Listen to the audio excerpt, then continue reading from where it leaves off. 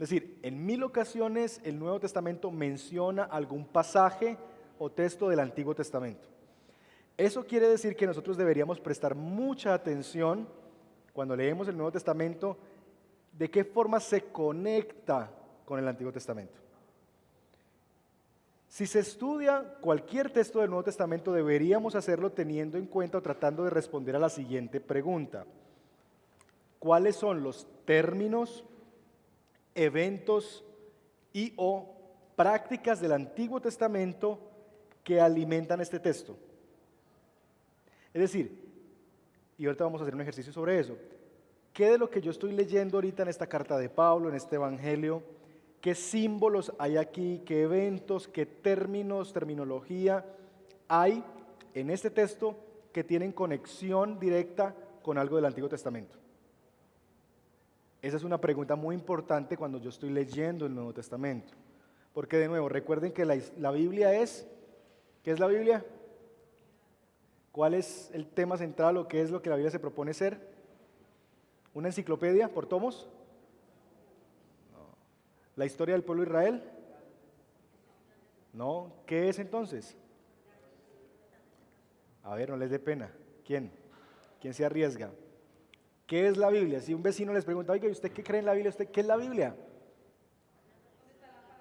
¿Una colección de libros? No. Ok. ¿Una narrativa o una historia? La historia de redención o salvación.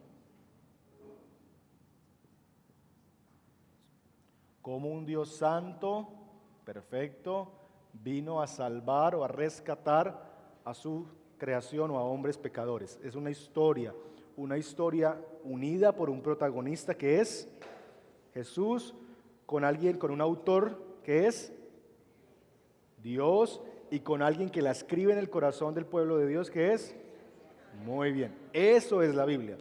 Así que cuando yo leo el Nuevo Testamento, yo no puedo aislar o leer el Nuevo Testamento sin tener en cuenta el Antiguo, porque el Nuevo Testamento no se dio en un vacío. El Nuevo Testamento se dio con un bagaje muy importante de lo que ya estaba en el Antiguo Testamento. Es decir, los autores del Nuevo Testamento conocían el Antiguo Testamento y cuando escribieron lo que escribieron, no estaban pensando, es decir, no tenían la mente en blanco. Ellos estaban escribiendo, recordando la teología que habían aprendido del Antiguo Testamento, lo que sabían del Antiguo Testamento y lo que Dios había revelado en el Antiguo Testamento y cómo eso ahora tenía un rol en la persona de Jesús. Por ejemplo, se nos dificultaría mucho entender, como les dije ahorita, la redención o la importancia de la sangre de Cristo si no estudiamos, por ejemplo, lo que significaba la redención o el sistema de sacrificios. Sería muy difícil llegar a una comprensión de eso, de entender el rol de la sangre de Cristo si nosotros no entendemos, por ejemplo, el libro de Éxodo o Levítico, si nunca lo hemos leído. No será muy difícil. Ahora bien, yo quiero mostrarles un gráfico y luego que hagamos un ejercicio. No, vamos a hacer el ejercicio primero. Vamos a observar, hemos estado aquí en la iglesia en una serie de predicaciones, y perdón para los que no son de esta casa, que vienen de otra iglesia, pero realmente quisiera que tomáramos, porque lo tenemos más recientemente en la cabeza, lo que hemos predicado hasta aquí del Evangelio de Juan, que vamos en el capítulo 3, ¿cierto? Revisen sus Biblias y vamos a trabajar en grupitos de 3. Revisen en sus Biblias los 3 primeros capítulos del libro de Juan y traten de observar o recordar algunas conexiones de esos capítulos que el predicador hizo aquí, ¿cierto? Y usted dijo, él conectó esto y nos amplió esto cuando en el Antiguo Testamento nos recordó tal cosa. Es decir, ¿dónde hay conexiones en ese pasaje del Nuevo Testamento con el Antiguo Testamento? Número 1 es eso. ¿Cuál es la conexión? Cuando se habla aquí de esto tiene conexión con esto en el Antiguo Testamento. Con este evento, con este término, con esta práctica del Antiguo Testamento. Y respondan a la pregunta, ¿cómo considerar esa cita del Antiguo Testamento aportó al entendimiento de ese pasaje del Nuevo Testamento? Es decir, ¿en qué iluminó o en qué le aportó el haber tenido en cuenta el texto del Antiguo Testamento en el momento de estudiar el Evangelio de Juan o ese pasaje del Evangelio de Juan. ¿Estamos? Ok. Van a ver el Evangelio de Juan y van a tratar de ver en los 3 primeros capítulos dónde hay alguna conexión que usted ve. Yo he visto eso también en el Antiguo Testamento. O el pastor mencionó que este texto o este versículo o esta expresión, este término, tiene relación con el Antiguo Testamento. Por ejemplo, Juan 1.1. En el principio era el verbo y el verbo era Dios y el verbo estaba con Dios. Conecte con Génesis 1.1. Esa ya no se vale, ¿cierto? Entonces Génesis 1.1. Ahí hay una conexión. ¿Cómo el estudiar Génesis 1.1 o conectarlo con Génesis 1.1 ayudó a entender mejor el texto de Juan 1.1? ¿Cómo le aportó? ¿Cómo lo iluminó? Listo, grupitos de 3, tenemos 7 minutos para ese ejercicio. Somos trinitarios, así que grupitos de 3 nomás. No, la primera es encontrar la conexión, la segunda es la que les dije de ver cómo le aporta el pasaje del Antiguo Testamento al del Nuevo.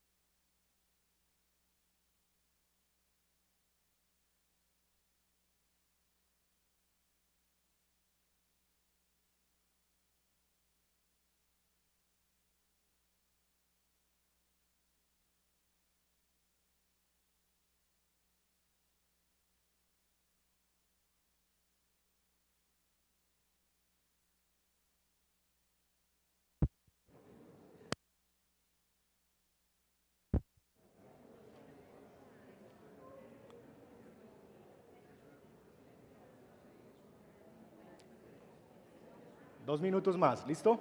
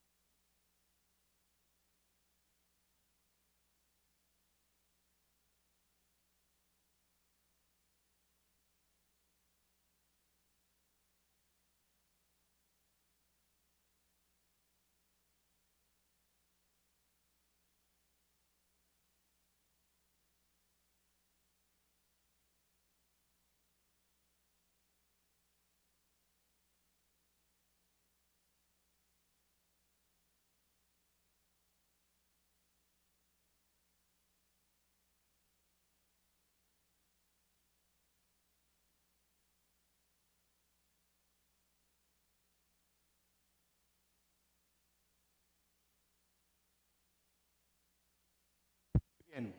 ¿Listos? Ok. 2 voluntarios. ¿Quién dijo yo? O dedocráticamente. A ver, ¿alguien? ¿Tú? 1. ¿Y otro voluntario? Carolina. Entonces vengan las hermanas por aquí, por favor. Muchas gracias, damas, valientes. Muy bien. Entonces, voy a ver si me puedo quitar esto y se lo pongo ahí cerquita para que usted hable. Sí, ¿y cómo ayudó ese texto a la comprensión del pasaje? Yo lo pongo así porque... Bueno, yo relaciono Números 21:9 con Juan 3:14. Lo leo, ¿cierto? Que dice, y como Moisés levantó la serpiente en el desierto, es necesario que el Hijo del Hombre sea levantado para que todo aquel que en él cree no se pierda, mas tenga vida eterna. El Señor mandó a Moisés que levantara una serpiente de bronce en el desierto para que cesara la mortandad que había en el desierto. Y levantaron la serpiente y los que miraban a él eran sanados. Entonces, esta es la relación de este pasaje con Juan 3:14, que el Señor Jesucristo fue levantado en la cruz para darnos vida eterna. Okay. ¿Qué ganó ese texto o qué ganaría en la comprensión o en la manera de enseñar o de predicar el texto de Juan? ¿Qué es lo que ganó al considerar el texto de Números? ¿Qué lo hace mejor, más sólido el usar esto? ¿Por qué? Porque si está relacionado con el Antiguo Testamento, entonces sin el Antiguo no pudiera ser una realidad nos da un testimonio más veraz de lo que fue el Antiguo Testamento y lo que es el Nuevo a la luz del Antiguo. Muy bien, a la luz de lo que hemos visto de cómo llegar, cómo enseñar, digamos, si estuviéramos al contrario, enseñando el texto de Números, ¿bajo qué categoría de lo que hemos visto de cómo predicar a Cristo desde el Antiguo Testamento podríamos llevar o empujar el significado del texto a ver a Cristo? ¿A través de qué figura de las formas en que lo hemos visto? De la serpiente levantada en lo alto. Ok, pero en las categorías que hemos aprendido aquí cada semana, hemos aprendido que se puede llevar por tipo, por tema, ¿por qué más? Promesa, ¿por dónde? Tipo, tipo, promesa, pues por tema. Okay. Muy bien. El texto dice, así como, ¿cierto? Creo que podríamos llegar a empujarlo a nivel del tipo, ¿cierto? En el escenario de que el mismo texto dice, así como la serpiente fue levantada atrás, así tiene que pasarle al Hijo del Hombre, ¿cierto? Entonces podría empujarse un poquito el significado a ver un tipo allí de la obra de Cristo. La serpiente, ¿qué hizo? Lo que hizo la serpiente al ser vista es salvar de la muerte a quienes la miraban a ella. De la misma manera, de la muerte física, de una manera perfecta, y ese sería lo que aportaría el significado. Quienes miramos a Cristo, por lo que dice el versículo 16, creyendo en Él, y eso es mirar a Cristo, creer en Él, seremos salvados no solamente de la vida física, sino de la vida eterna, según el texto de Juan 3:16, sino además también tendremos la vida con Dios, es decir, la vida eterna. Entonces se empuja el significado del texto, que si yo no considerara el texto, no podría ver cómo esto es mucho mejor que lo que pasó allí en el Antiguo Testamento. ¿Notan? Muy bien, gracias mi hermana Carolina. Isaías ¿Cuál texto del Nuevo Testamento? ¿Cuál texto de Juan? 1:23. ¿Qué dice 1:23? Con Isaías 4:43. ¿Juan qué? 1:23 dijiste. Juan 1:23. Eso es una promesa. Juan 1:23, ¿verdad? Dice, él dijo, yo soy el que grita en el desierto, enderecen el camino para el Señor, como dijo el profeta Isaías. O sea, esto es relacionado con Juan 1:23. Esta es una promesa. Ajá, el cumplimiento de una promesa. De una promesa. ¿Que se había dado cuándo? Que se había dado... ¿Cuándo se hizo esa promesa? En el Antiguo Testamento. ¿Dónde? Se hizo en el desierto.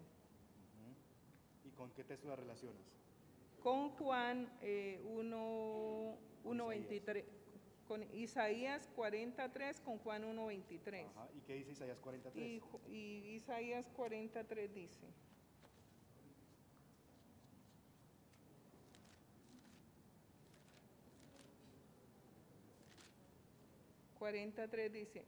una voz grita, preparen un camino para el Señor en el desierto, háganle a nuestro Dios un camino recto en el desierto. Okay. ¿Y cómo usar esa cita de Isaías ayuda a mejorar la comprensión del texto en Juan? ¿Cómo crees o cómo recuerdas en la predicación o cómo a la luz de lo que hemos visto entiendes que eso le ayuda al texto? Que lo vuelva a leer. 40.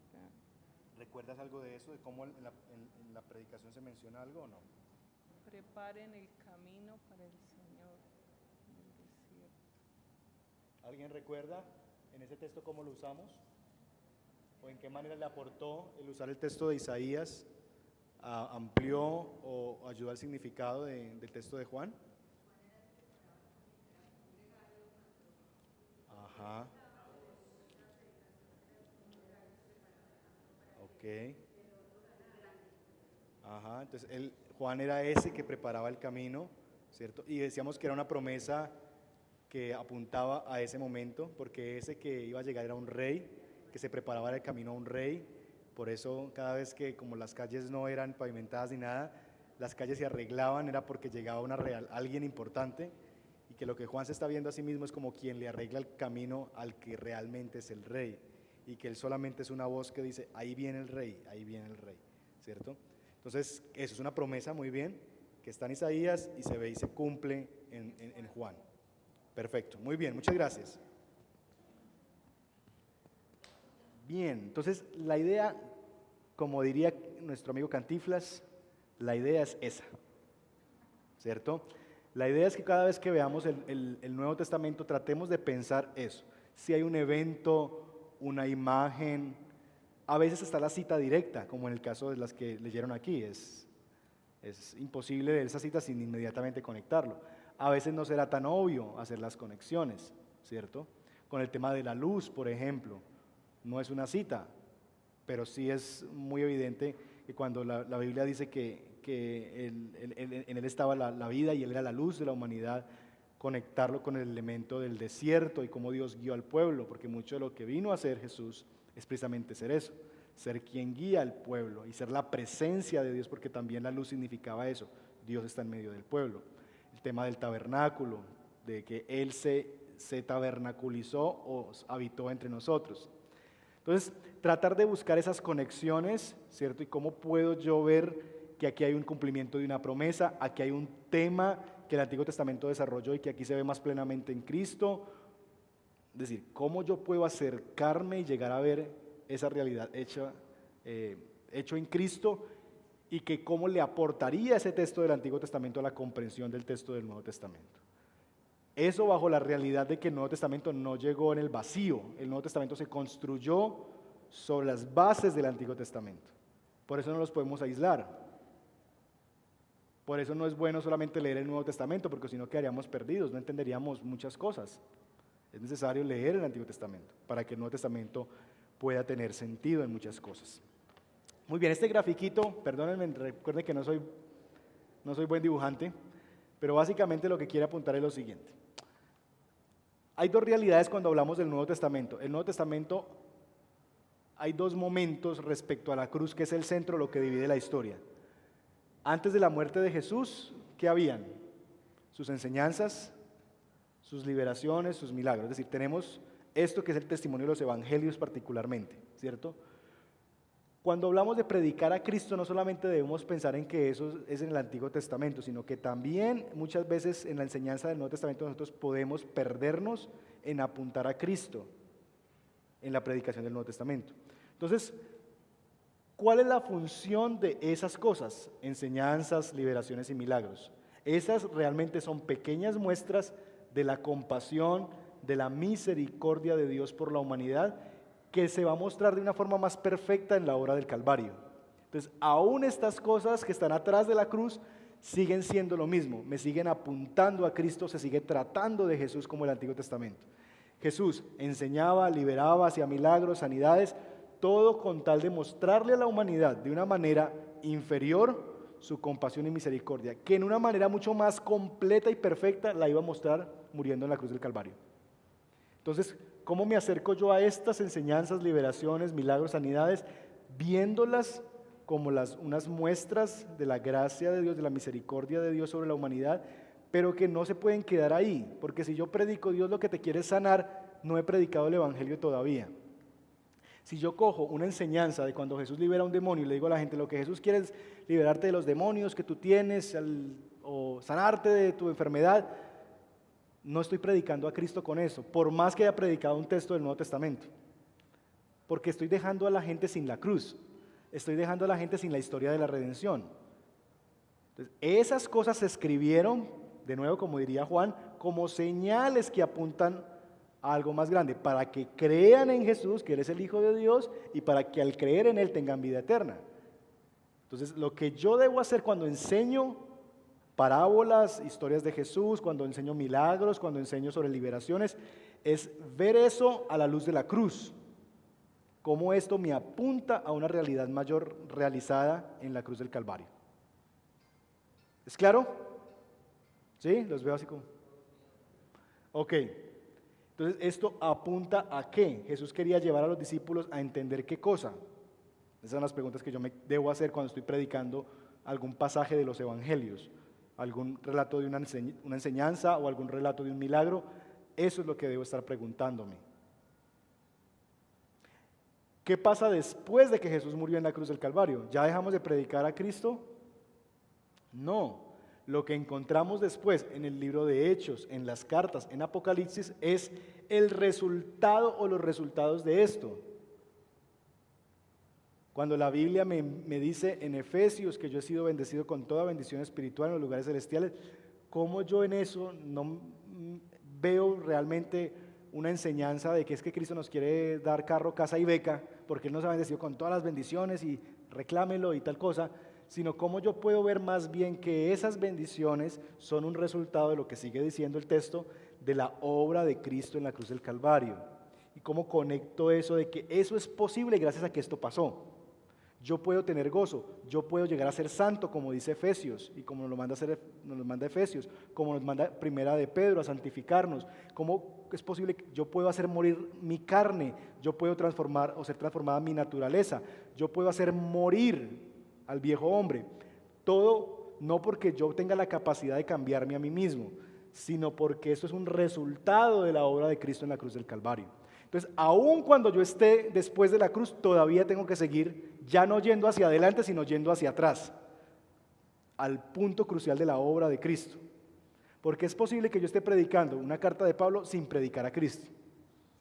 No solamente pasa en el Antiguo Testamento, puede pasar en el Nuevo Testamento. Yo puedo olvidarme de que Cristo sigue siendo el protagonista y que lo que ahora las cartas, el libro de Hechos y el libro de Apocalipsis me narran es los resultados de esta obra, ¿cierto? O cómo me apunta ahora hacia su segunda venida, en el caso del libro de Apocalipsis. Pero finalmente Él sigue siendo el centro y la cruz y la obra de redención en la cruz del Calvario sigue siendo el evento más importante al cual cualquier pasaje de la Biblia yo debo apuntarlo, porque o si no, no estoy predicando el Evangelio. Orar por un amigo no es predicar el Evangelio, es una obra de misericordia y hay que orar por los amigos. Pero a veces muchos de nosotros, ay no, es que estoy evangelizando a mi tía, ¿y qué estás haciendo? Contame. No, estoy yendo a orar por ella todos los días, por sanidad. Pues estás orando por ella, pero no estás predicando el Evangelio. Son dos cosas muy distintas. Entonces, predicar el Evangelio es llevar a la gente siempre la conciencia del hecho central de la redención.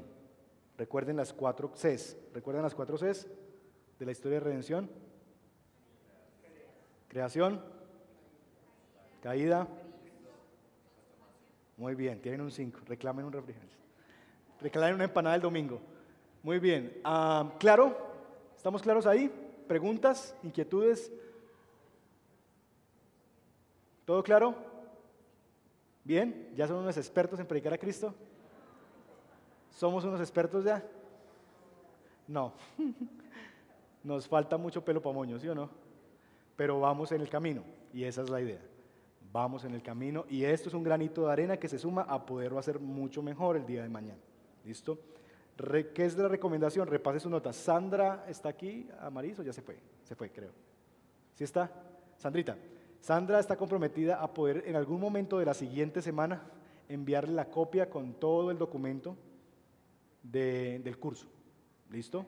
Entonces les llegará tal vez en PDF seguramente para que ustedes lo tengan en su correo electrónico y repasen sus notas cuando tengan que enseñar o cuando estén con algunas dudas, que puedan repasar sus notas para esto. Muy bien, acabamos. Pero antes de acabar vamos a hacer una cosa práctica, vamos a ver qué tanto aprendimos. Tenemos el siguiente reto. Tenemos 30 minutos para el siguiente ejercicio. Les voy a dar 30 minutos para hacer lo siguiente. En grupitos de 3, máximo 4 personas, no 5, no 2, 3 o 4 personas. Hacer lo siguiente. Les voy a dar, no mentiras, armen primero sus grupos, armen los grupos, 3 o 4.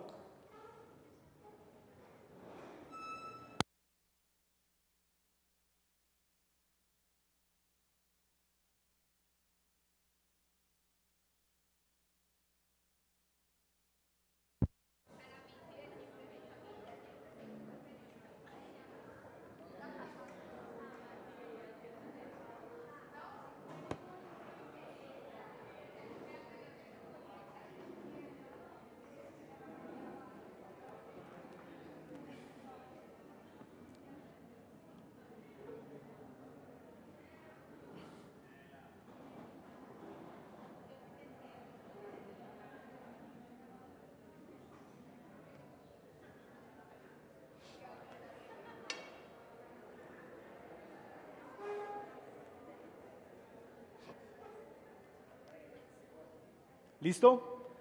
Lo de siempre, póngase de pie un representante de cada grupo.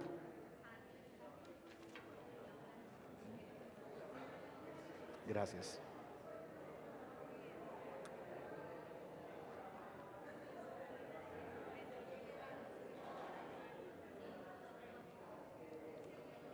Muy bien. ¿Todos tienen un representante de pie? ¿Los grupos de atrás?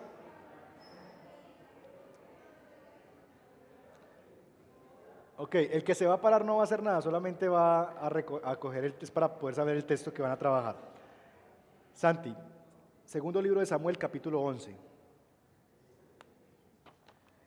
Sandra, Levítico 24, versos 17 al 23.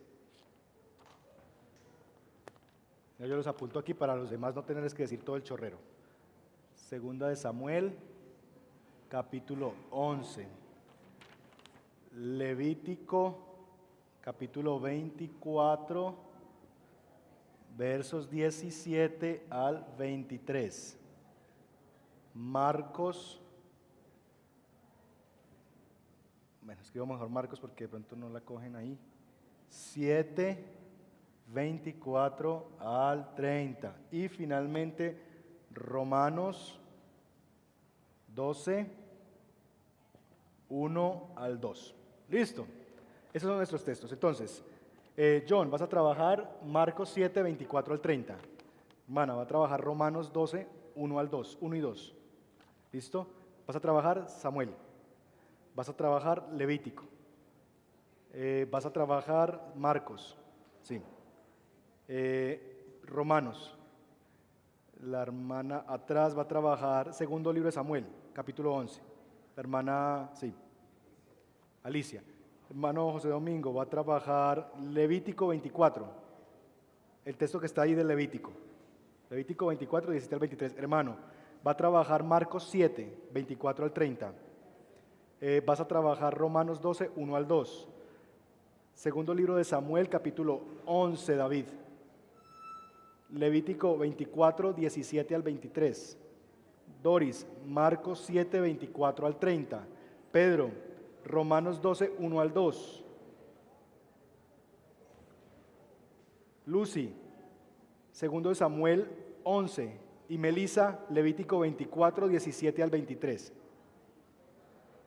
¿Listo? ¿Ya sabe qué tienen que hacer? No. Ok. Entonces, préstenme la atención. ¿Qué van a hacer? Van a pensar, tenemos un grupo de niños de 6 a 9 años más o menos, ese rango de edad. Y ustedes son los maestros que le van a enseñar a ese niño. Tengan en cuenta a esos niños, ¿listo? Tengan en cuenta lo siguiente. Es una enseñanza que tiene que durar 5 minutos. Ustedes le van a enseñar ese pasaje en 5 minutos. Lo van a enseñar en 3 niveles. ¿Recuerdan los 3 niveles que debemos considerar cuando enseñamos un texto del Antiguo Testamento? Los 3 niveles de interpretación bíblica o de estudio del texto. ¿Lo recuerdan? Ok, entonces número 1, estudiar el texto en su contexto, es decir, qué dice ahí el texto. 2, qué dice a la luz de la historia de Israel. Y 3, qué dice a la luz de Cristo o de la redención. Estamos bajo esos 3 niveles. Entonces consideren en esos 5 minutos que tienen que partir del texto y llevarlos a Israel y llevarlos a Cristo. ¿Listo? Tenemos 25 minutos a partir de ahora para preparar la enseñanza. Escríbanla. No me interesa tanto que desarrollen carteleras y juegos. No. La enseñanza. Háganle. El tiempo son 5 minutos. Eso es lo que un niño le va a prestar atención. 5 minutos. 5 minutos de enseñanza.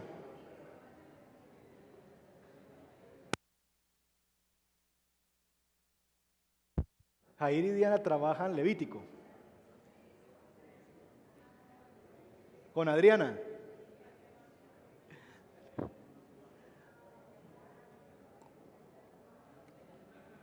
Que no estén solitos.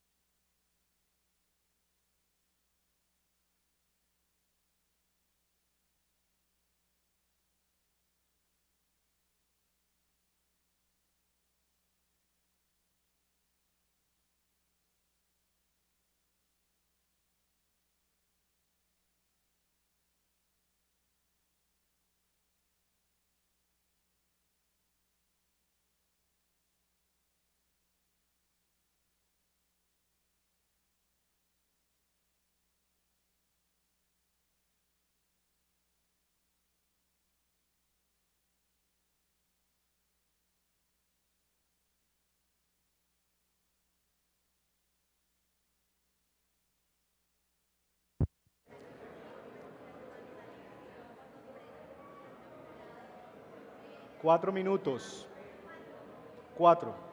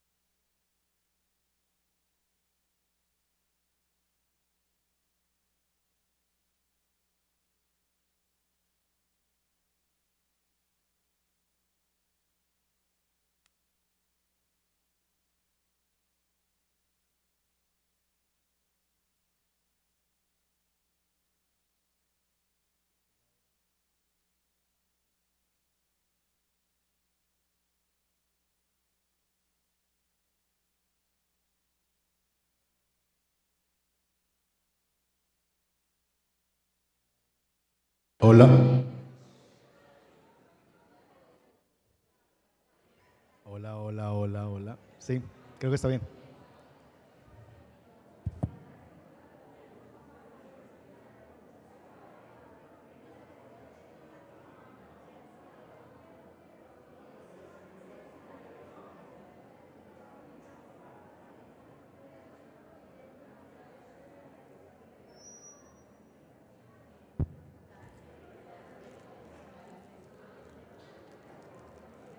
Dos minutos. 2 minutos.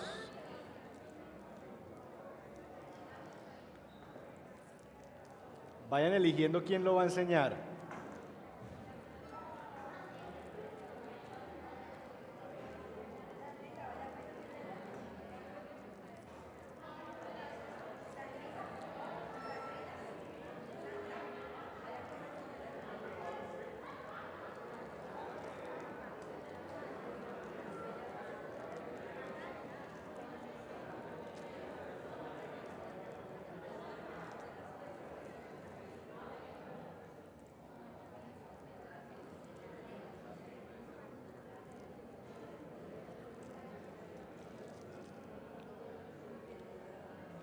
Ok, listos.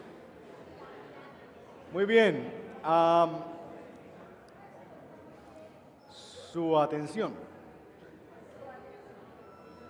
Vamos a tomarnos 5 minutos de break y luego venimos a nuestras gloriosas exposiciones.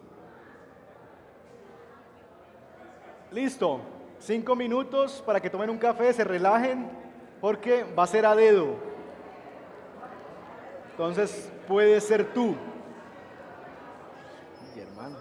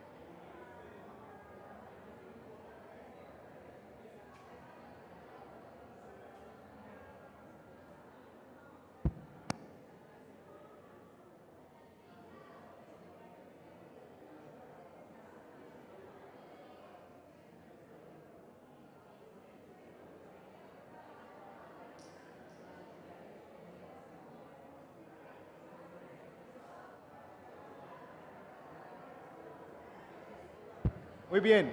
Listo, mis hermanos, volvemos. Recojamos los espíritus. Ok. Muy bien, vamos a sentarnos todos, por favor, para poder hacer el ejercicio bien. Entonces,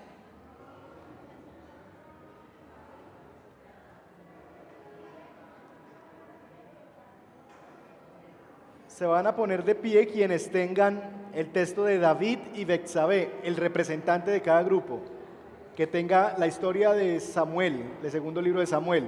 Solo esos de pie, por favor, los demás sentaditos para no confundirlos.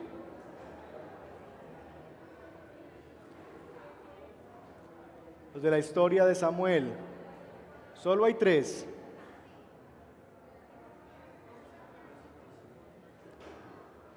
Bueno, hay más, yo sé que hay más. 4. 5. Ok. Muy bien.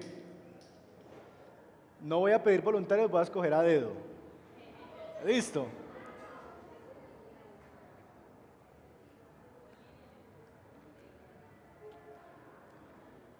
Muy bien. David Palacio. Listo, muy bien. Siguiente grupo, Levítico. Levítico 24, los que tengan Levítico, de pie. Los de Levítico. Los de Levítico. Solo 3. Hágale pues que hay más. Sin miedo, sin miedo. Sin miedo, que la idea es seguir aprendiendo. Listo. 3, Oliva 4. Solo habían 4. 5. Ok, Melissa Ruiz. Y siguiente, Marcos 7, los de Marcos 7.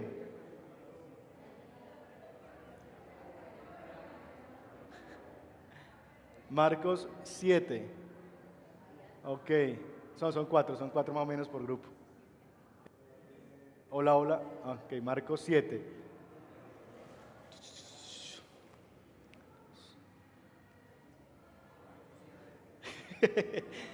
Luisa Tobón. Y finalmente los que tienen Romanos 12.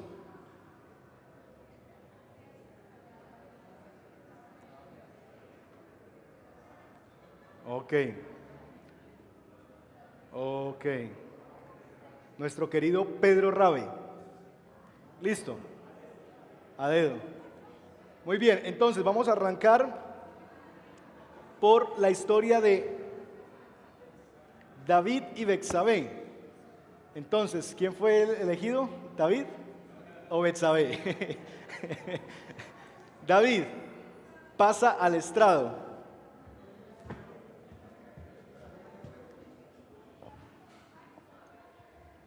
Recuerden, aquí no estamos, es un ejercicio, la idea es ver un poquito cómo nos ha aportado lo que hemos trabajado.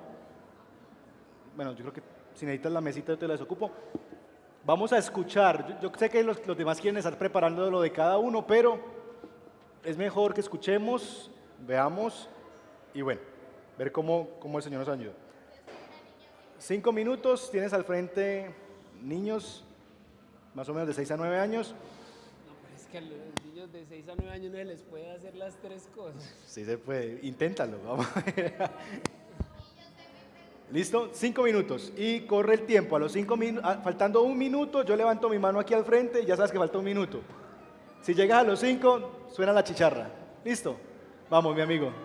Va a gastar You can do it. 30 segundos.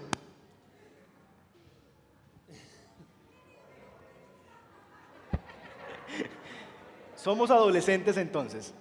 Adolescentes. You can do it.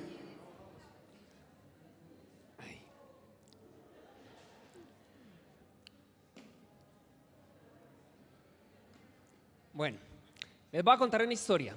Quiero que me escuchen muy bien. Es la historia de David, quien fue rey en Israel. El rey más conocido, el más famoso. Este rey le sucedió algo en una ocasión y fue que no estaba haciendo su deber, no estaba haciendo sus tareas, aquello para la cual él debía de hacerlo, para lo cual él servía. Y estaba con mucho tiempo de sobra. ¿Les ha pasado? Tener mucho tiempo. Y sucedió que aquello que vio lo deseó y lo quiso tener. ¿No les ha pasado?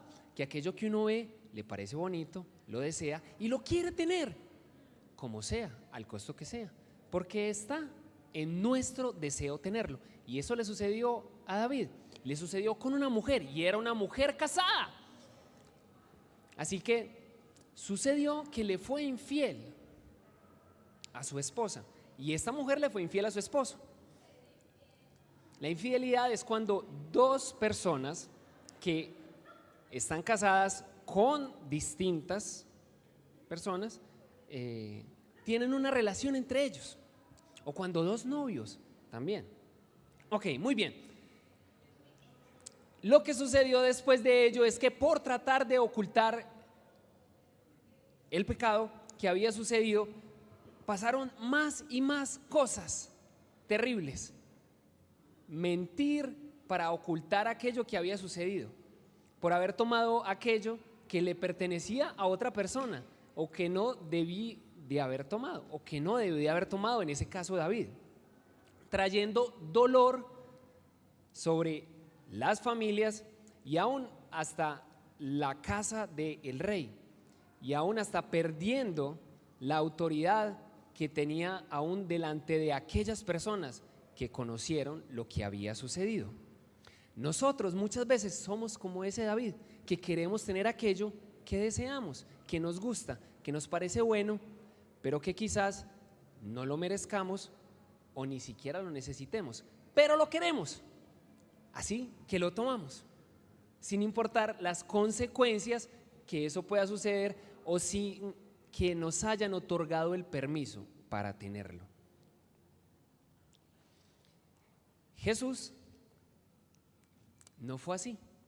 Él, aún teniendo la autoridad de poder tomar aquello, se hizo obediente y obedeció. Y aún teniendo la oportunidad de haber tomado aún todos los reinos que le fueron ofrecidos, toda la riqueza, todo ello, decidió hacerse obediente a su padre. Como todos nosotros deberíamos ser obedientes a nuestros padres, porque saben y conocen lo que es mejor para nosotros. Quizás ellos no nos permiten que tengamos aquellos que nosotros queremos en el supermercado o en el parque, porque saben que quizás, aunque nosotros lo estemos deseando, no nos es conveniente, o aún no lo debemos tener. Jesús se guardó y se hizo obediente a su Padre para darnos a nosotros la posibilidad de que el pecado no esté en nosotros, y que ese deseo que tenemos sobre algo no nos domine, y nos podamos guardar y podamos superar el pecado, porque así fue que Él lo hizo, y se hizo obediente hasta morir en una cruz.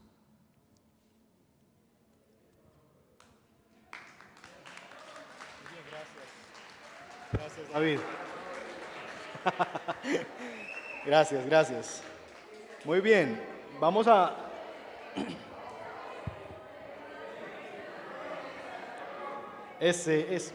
Muy bien. Los otros tres que no pasaron, los otros tres grupos que tenían ese texto, no los demás, solamente los otros tres grupos que tenían ese texto. Vamos a retroalimentar en 2 minutos. ¿Qué creen que faltó de la exposición? ¿Cierto? Yo voy a destacar lo que vi bien y ustedes van a destacar lo que faltó. ¿Listo? Muy bien. A ver, ¿qué creen que faltó?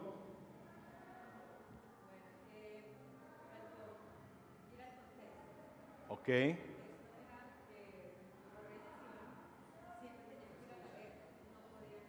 Que los reyes tenían que ir a la guerra, no podían quedarse. O sea, como el contexto de cómo fue que David cayó. Ok. Ajá.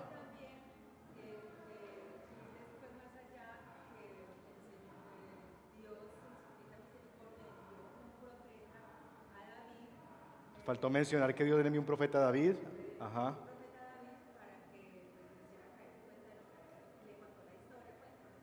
Ajá.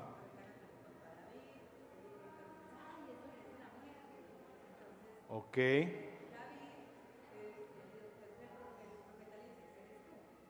Ok. ¿Eso está en el capítulo 11 o no? ¿Ese relato? Ok, entonces digamos sería ampliar un poquito más el contexto hacia después. Ok. Sí.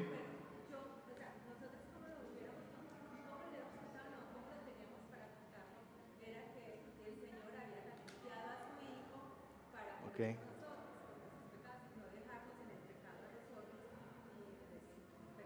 Ok, bueno. Digamos que sería una aplicación mucho más adecuada si enseñas en la historia cuando Natán convoca. Hay que tener mucho en cuenta eso.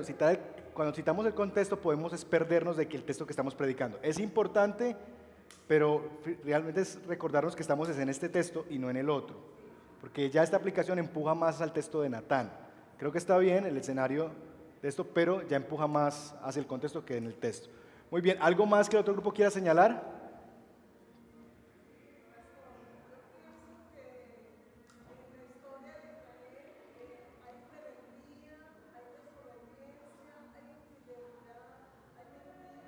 Ok.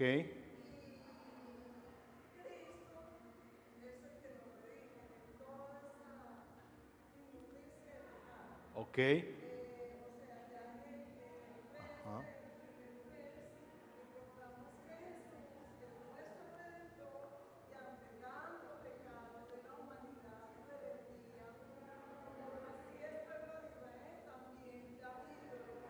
Ujú.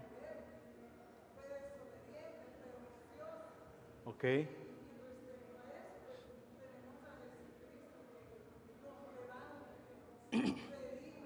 Ok.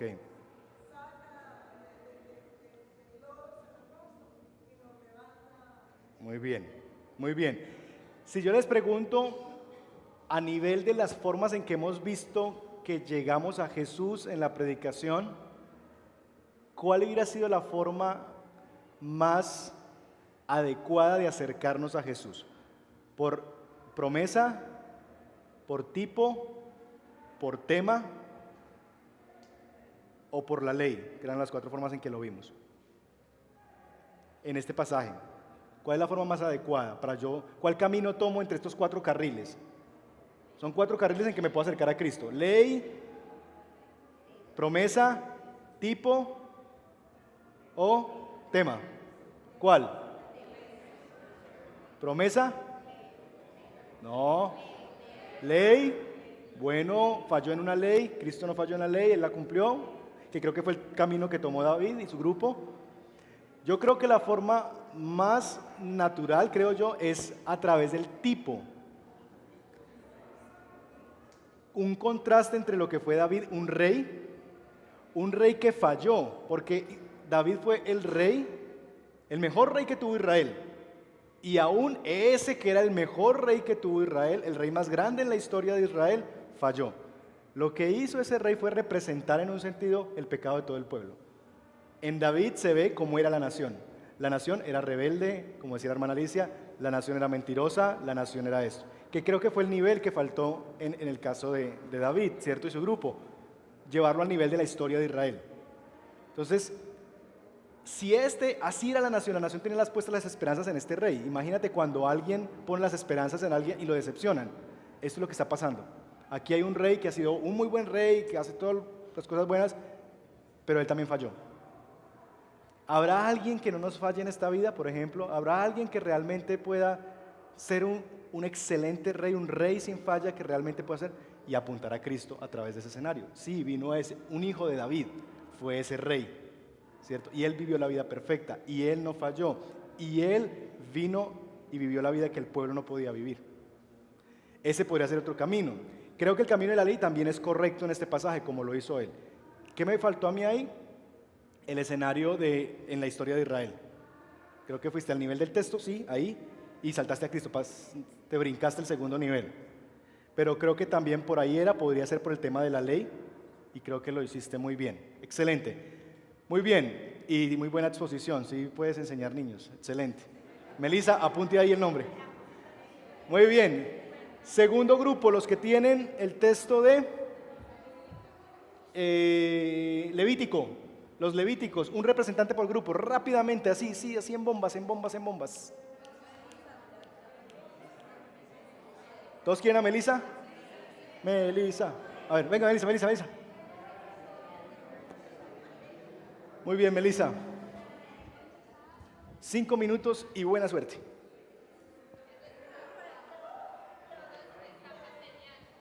Ok, la historia de Melissa es... bueno, ¿tú la vas a leer o no? Ok. 5 minutos. Arranca ya. Bueno, hola niñas. Hoy vamos a aprender a tirar piedra.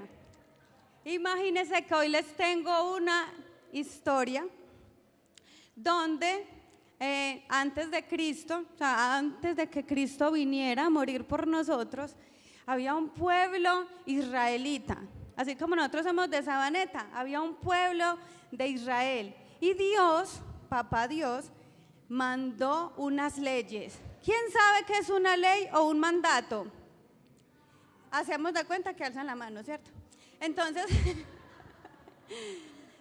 una ley, un mandato, también en la casa tenemos leyes y mandatos, ¿cierto? Portarnos bien, tender la cama, orar, ¿cierto que sí? También en la Biblia encontramos en este entonces que Dios dio sus leyes. Imagínense que había una ley que decía que si tu hermano comete algo contra ti, tú te tenías que vengar de él. Y eso le decían ojo por ojo y diente por diente. ¿Ustedes lo han hecho? Cuando un amiguito tenta contra ti, ¿tú lo has hecho? O sea que ustedes y yo somos expertos en tirar piedra. ¿Qué es tirar piedra, amiguitos? Imagínense que en ese entonces el que no cumpliera la ley era apedreado hasta morir. Imagínense. Entonces, pero si tú faltabas a esa ley, tenías que matar un animal para conseguir perdón de parte de Dios. Un animalito el más bueno, no es un perro ni un gato, no era un corderito, un palomo, era un animal especial que tenían que matar para poder sentirse perdonados, ¿cierto?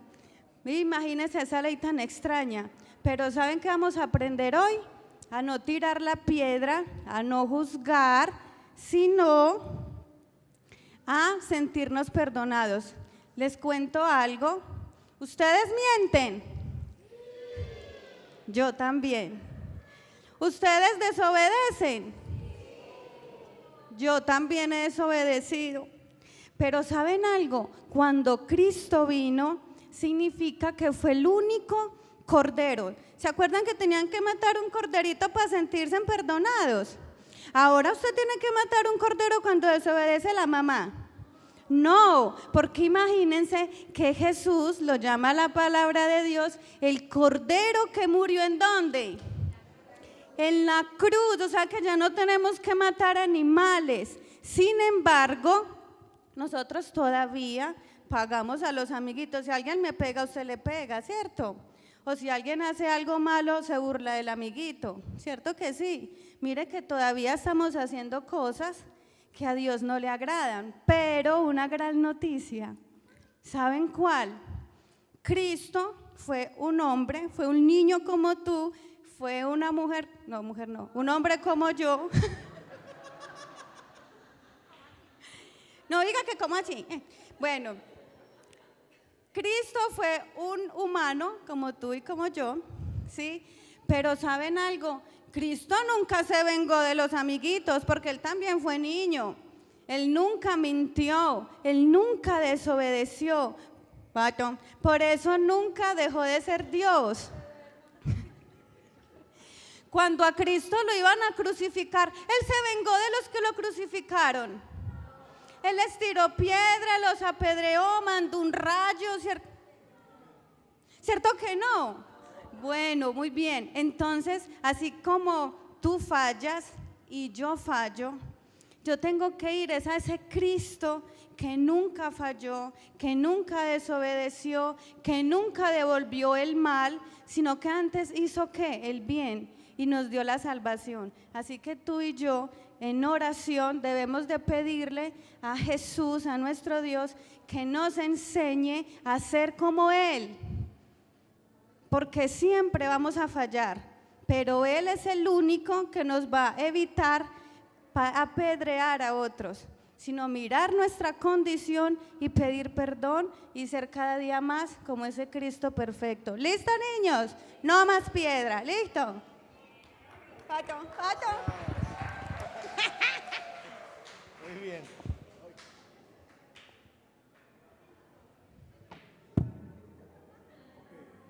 Rápidamente, los grupos que tenían este texto retroalimenten qué les faltó, qué vieron, qué les quedó faltando, qué hubieran dicho ustedes diferente. ¿Alguien? Maya.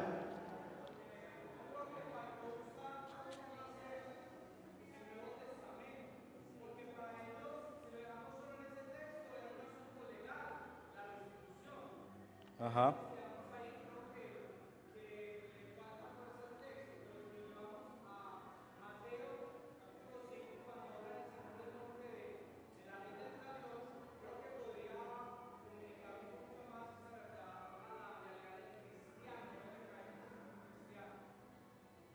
Ok. Ajá. Es decir, ¿cómo lo entendemos ahora? Porque el mandamiento es reinterpretado en el Sermón del Monte. ¿Oíste que fue dicho? Ojo por ojo, diente por diente, más. Yo os digo. Sí, cierto. ¿Qué más? ¿Algo más? ¿No? Ok. Sí, pensé también en ese escenario de cómo podemos conectar aquí una conexión muy directa con lo que Jesús enseña, ojo por ojo, diente por diente. Más yo digo, si tu enemigo tal cosa, tú haces esto y aquello. Entonces creo que ese escenario de conexión, que es una conexión directa que hace ya el Nuevo Testamento, podría hacerse así. También en el escenario de la justicia, creo que ahí donde dices que todos somos pecadores, todos merecemos que nos saquen el ojo. Todos merecemos que nos pase lo mismo. Es decir, siempre abordamos esos textos siendo nosotros los que le vamos a sacar el ojo a los demás. Pero ¿no has pensado que tú también le has hecho algo a alguien y tú mereces que te saquen el ojo? Y fue por eso que vino Jesús a morir. Es decir, pasar a la persona de ser el victimario, ¿cierto? De ser la víctima a ser el victimario también. Es decir, es que a mí también pueden sacar el ojo. No solamente yo soy librado de no hacerlo contra otro, sino que yo soy ese otro que he sido librado de que me saquen los ojos, porque yo también lo hice. Entonces, ver cómo la obra de Cristo es una buena noticia para mí, porque ya no me van a sacar los ojos. Ya gracias a la obra de Jesús yo he sido perdonado y ya la ira de Dios, que yo merecía ese castigo, ya recayó sobre él. Y eso es una buena noticia. Ya no me van a sacar los ojos a mí, porque yo se los he sacado a los demás. Pero a mí no me los van a sacar. Esa es la buena noticia. Cristo vino a morir para que a mí no me saquen los ojos. Entonces, pasar del escenario de yo soy la víctima al victimario. Y la buena noticia del Evangelio de que a mí ya no van a sacar los ojos. Pero muy bien, excelente. Next. Luisa. Si vamos a alcanzar. ¿Quién es el último? Pedro. Vamos a ver si te eximimos por buen comportamiento. Eximido por buen comportamiento. Vamos, Luisa, arranca, Luisa. Bueno, levanten la mano, ¿quién sabe quién es Jesús acá? ¿O quién ha escuchado alguna vez a Jesús, el Hijo de Dios? Bueno, resulta que Jesús, como varios de ustedes lo conocen, en este momento creo que en la historia que les voy a contar en este momento era más popular que lo que es en este momento.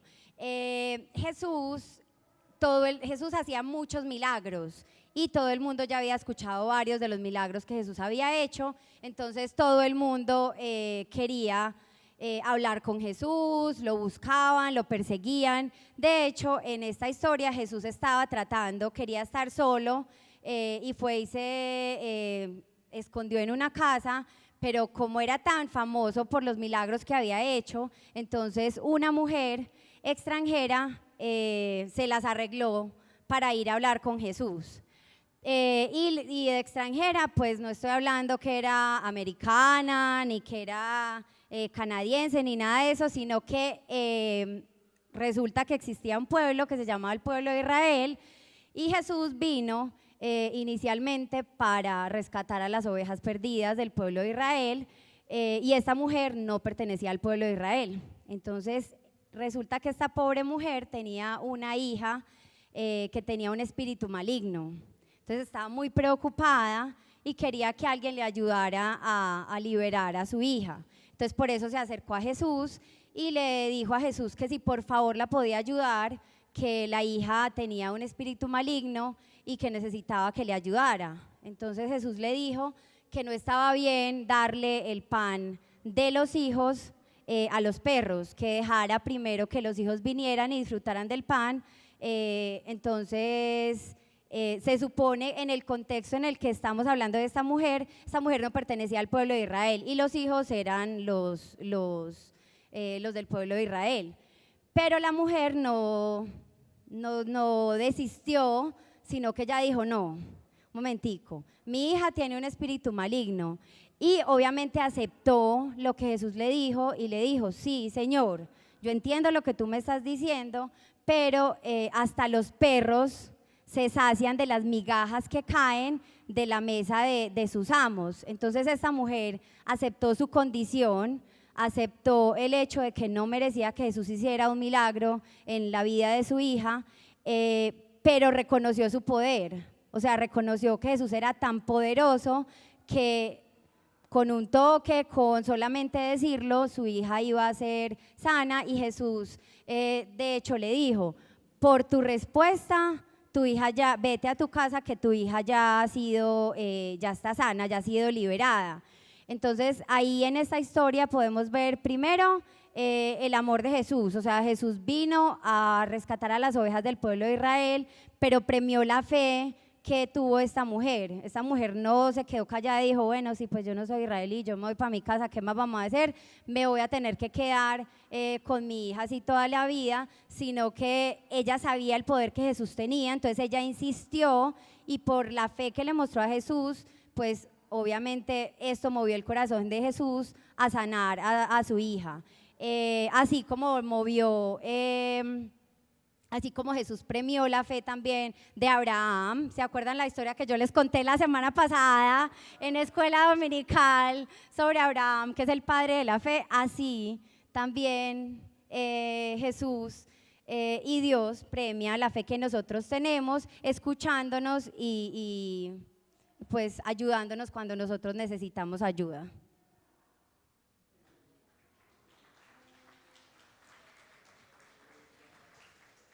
Muy bien. Ok, misma dinámica. Otros que tenían ese texto, ¿qué les faltó? ¿Qué les hubieran agregado?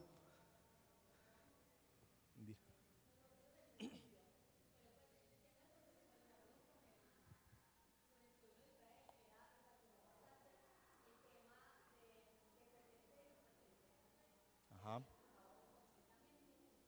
¿Sí escuchan atrás? Sí. ¿No? Que enfatizará el tema de la pertenencia y no pertenecer. Ser incluido y excluido.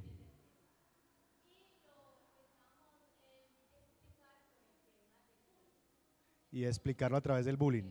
Es que hablan inglés, entonces estoy traduciendo.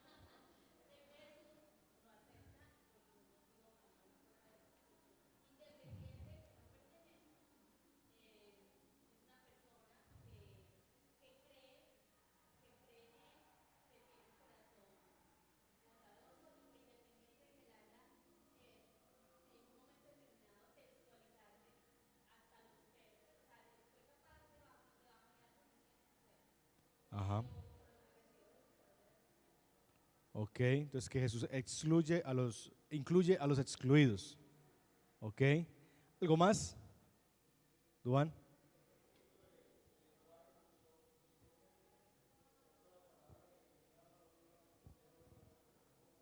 Ok, que la forma Ajá.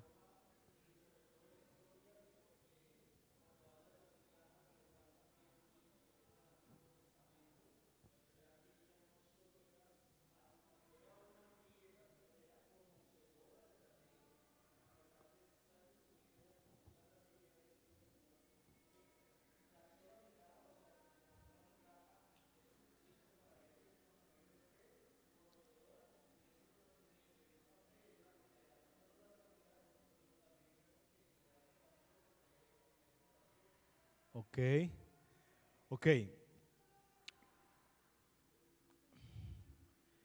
¿Recuerdan el gráfico que les hice hoy? Esto está en este lado, ¿cierto? En las enseñanzas, milagros. ¿Recuerdan que si nos quedamos aquí y no los llevamos a la cruz, todavía no hemos hecho el trabajo? ¿Cómo llevaríamos esto a la hora de la cruz? ¿Cómo conectaríamos esta enseñanza con la hora de la cruz? ¿Qué piensan? ¿Qué ideas se les vienen a la cabeza? Porque sí, todo lo que se dijo es verdad y fue correcto. Es decir, de acuerdo y digo amén, ¿cierto? Pero de nuevo, cuando tratamos de ver a Cristo, no solamente es cómo podemos seguir el ejemplo de Cristo, que está bien y hay que decirlo, ¿cierto? Sino cómo juega este texto un papel en la historia de la redención. Grisales.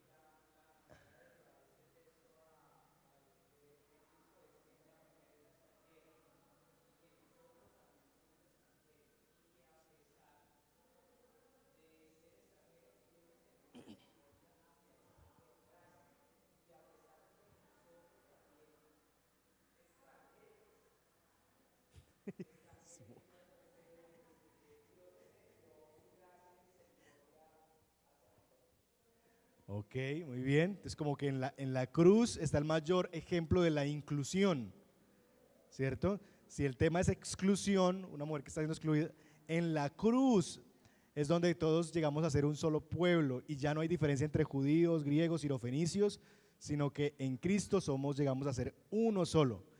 Y la gracia ya no solamente comemos migajas, sino que ya tenemos derecho también al pan, porque ya somos un solo pueblo, somos el Israel de Dios. Hemos sido convocados como una nación de Dios y ya no es por ser israelitas, es por ser hijos de Dios, pueblo de Dios. Entonces ya no solamente estamos destinados a comer migajas, la buena noticia es que por la muerte de Jesús en la cruz ya somos de los hijos que pueden comer el pan, y esa es la mejor de las noticias. Eso faltó. Listo, pero la cogemos. ¿Por dónde vamos? Pedro, quedas eximido por buen comportamiento.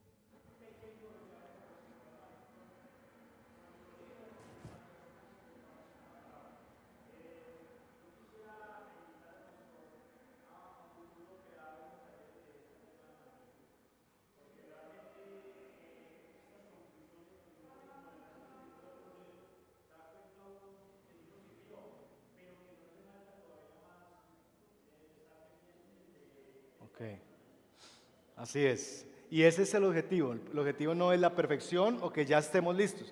El objetivo es que creo que hoy sabemos y podemos hacerlo mucho mejor que hace 5 semanas atrás. Es decir, yo creo eso, que si usted avanzó 2 centímetros, fue ganancia y valió la pena. Si usted avanzó 10, maravilloso. Si avanzó 1 kilómetro, gloria a Dios. Pero lo importante es que hemos avanzado, ¿cierto? Y eso es muy importante. Muy bien, vamos a terminar con 2 cosas antes de salir. Nos quedan 10 minutos. Número 1, vamos a hacer una pequeña evaluación del curso, porque quiero también que ustedes retroalimenten un poquito lo que fue el curso, quien enseñó el curso, pero también mucho de la temática, la metodología, el horario, como cosas en términos generales. Mientras que entregamos la evaluación, yo le había pedido a Adriana, pero para agilizar, porque nos quedan poquitos minutos, yo lo voy a hacer. Y es Adriana, que es la que nos está ayudando a repartir las hojas, es nuestra directora de Escuela Bíblica Integral. Y quisiéramos animarles especialmente a lo que viene. ¿Qué es lo que viene? Los cursos de la tercera temporada. Animarles, si usted no ha hecho ninguno de los cursos, inscríbase en La Vida Centrada en el Evangelio, ¿cierto? Se puede inscribir hoy mismo al final, ¿listo? Ese curso es muy importante para aquellos que no han participado en la escuela bíblica. Ok, ya no vamos a empezar dentro de 8 días, sino dentro de 15. Martes también, todos los martes. Porque con todos los cursos que ha habido y las cosas, no hubo mucho tiempo de difusión y hay muy poquitos inscritos. Entonces vamos a darles un domingo más para ver si la gente se anima. Entonces, La Vida Centrada en el Evangelio.